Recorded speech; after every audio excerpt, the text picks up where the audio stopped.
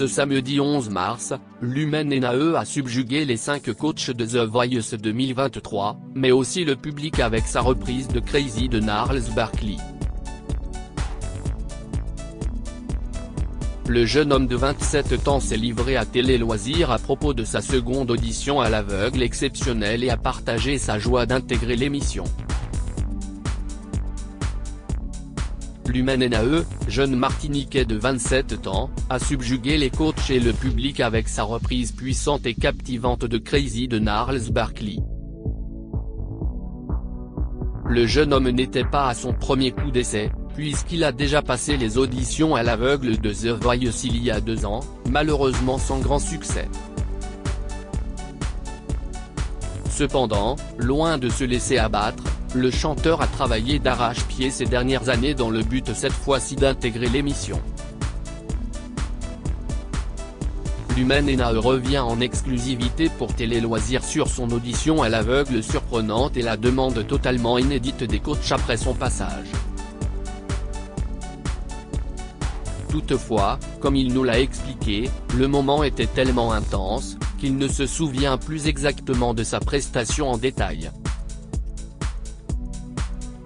Lumen NAE, The Voice 2023, pour cette saison, je me suis donné Télé Loisirs, vous avez tenté les auditions à l'aveugle il y a 2 ans, mais aucun coach ne s'était retourné.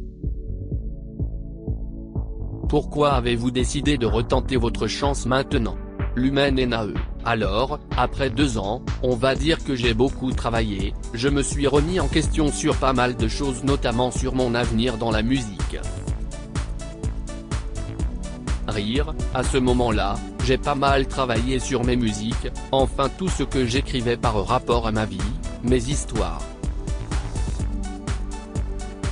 Je me suis dit vraiment que The Voice était un tremplin assez conséquent, assez important, et que le fait de ne pas avoir été prise il y a 2 ans, il ne fallait pas que je m'arrête à ça parce que je pouvais toujours retenter ma chance.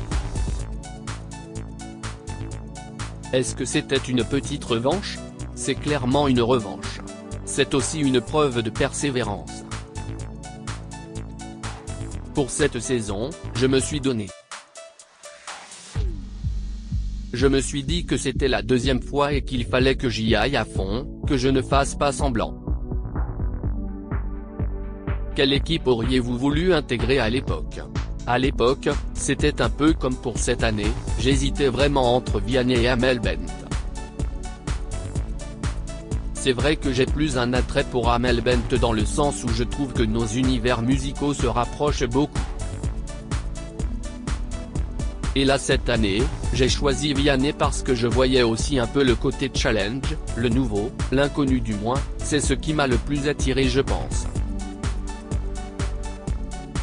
Je passe de 0 à 4 fauteuils, c'est incroyable. Avez-vous ressenti un stress supplémentaire en repassant les auditions? Je me suis mis la pression en repassant les auditions dans le sens où je ne voulais pas me retrouver dans la même situation qu'avant. Il y a 2 ans, je n'ai pas réussi et je ne me suis pas totalement laissé éteindre par mon échec, mais c'est vrai que peut-être 2 fois de suite, ça n'aurait pas été la même chose.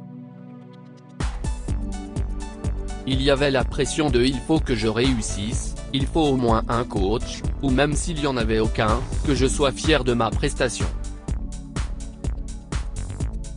Et pour le coup, ça a été le cas. Je passe de 0 à 4 fauteuils, c'est incroyable. Il y a 2 ans, personne ne s'était retourné, cette fois-ci, vous les avez tous convaincus.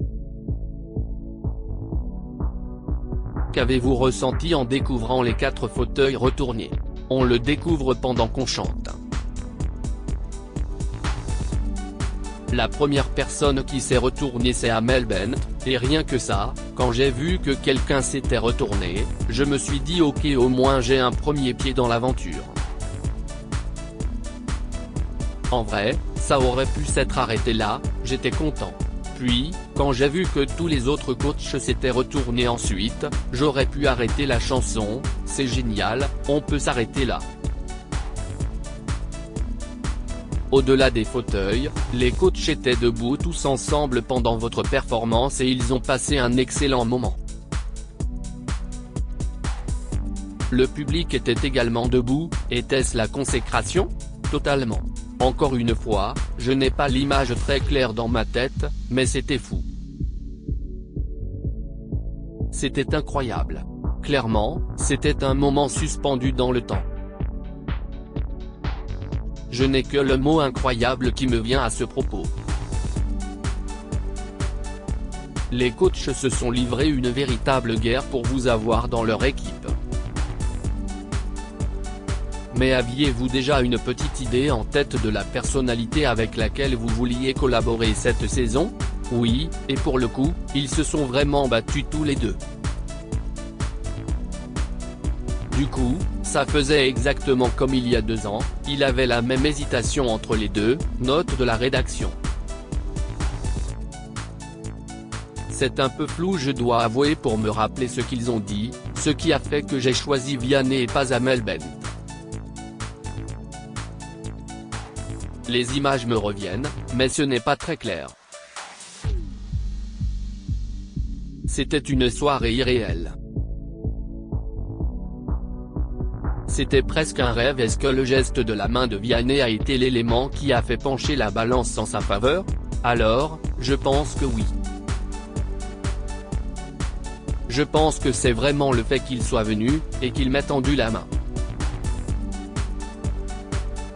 Puis là, j'ai juste donné ma réponse. Je n'ai pas du tout réfléchi à qui je devais vraiment choisir à ce moment-là, c'était une main amicale, je me suis dit go. Les coachs ont fait appel à la VAR après que vous ayez fait votre choix, une première dans l'émission. Qu'avez-vous ressenti en les voyant continuer à se battre pour vous alors que vous aviez quitté le plateau et déjà rejoint vos proches? Si je me rappelle bien, je sais que j'ai dit Vianney, mais le micro était derrière lui. Donc, c'est vrai que ce n'était pas très clair. Ils ont demandé à la régie et si je me souviens bien également au public. Je ne sais plus si c'est Big Flo ou Oli qui ont demandé qui j'aurais dû avoir choisi. Qu'avez-vous ressenti en les voyant se battre pour vous avoir dans leur équipe? Tellement de joie. C'était incroyable. Je n'ai pas de mots.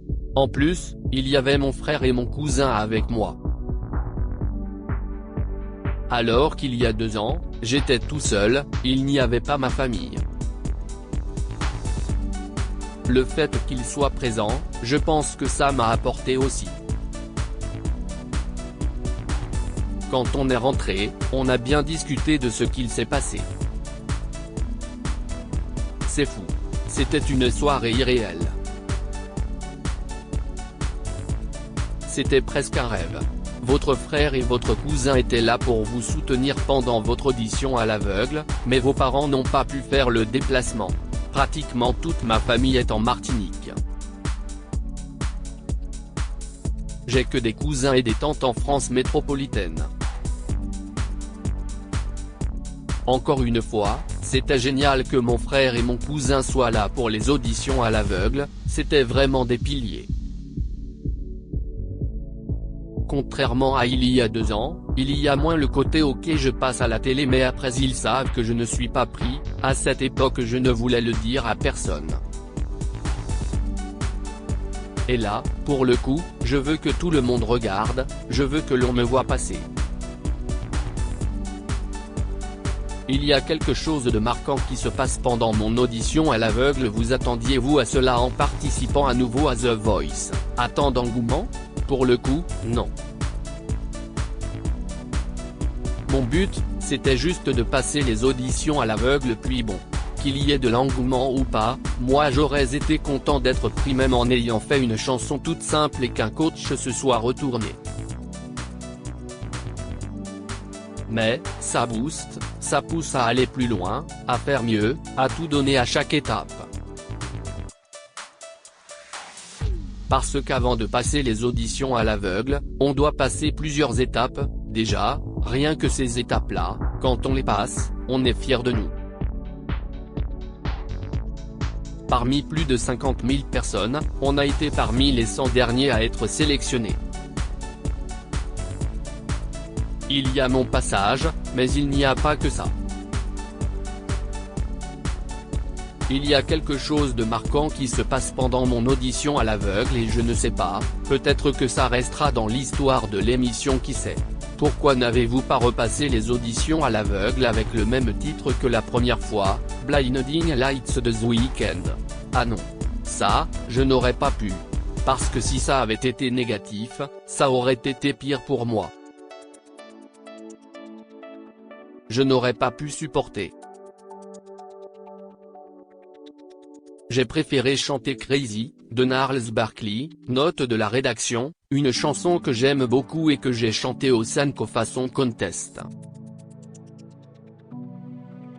Et là, j'ai senti que ma voix était faite pour cette chanson et que je la délivrais de la bonne manière. Et que ça touchait les gens, c'est ça l'essentiel. Pouvez-vous nous en dire davantage sur votre nom de scène Lumen Nae? Pourquoi utilisez-vous un pseudonyme?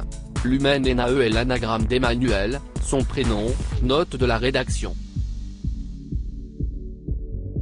Alors, pourquoi Lumen Nae? C'est tout simple, je trouvais qu'il y avait beaucoup d'Emmanuel et je voulais me démarquer, rire.